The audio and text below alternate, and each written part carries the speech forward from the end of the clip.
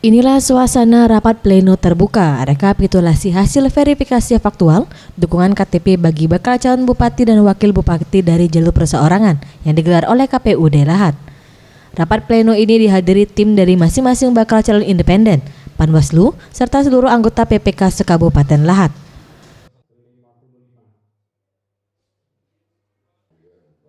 Sebanyak 110 anggota PPK yang berasal dari 22 kecamatan di Kabupaten Lahat hadir dalam rapat pleno ini untuk menyampaikan hasil verifikasi faktual dukungan KTP bagi bakal calon independen di setiap kecamatan.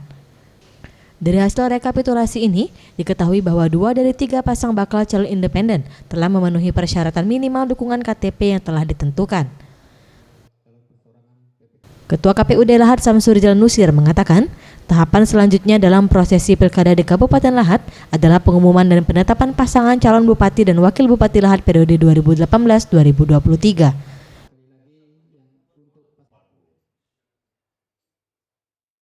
Terima kasih. Jadi kegiatan pada hari ini adalah rapat pleno terbuka rekapitulasi jumlah dukungan perbaikan bakal calon perseorangan untuk bupati dan wakil bupati Lahat tahun 2018. Jadi dari seluruh kecamatan melaporkan hasil verifikasi di tingkat kecamatan seluruhnya disampaikan pada hari ini.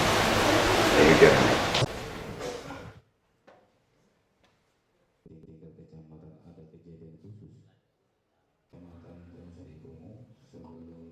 Zulfikri, Sriwijaya TV.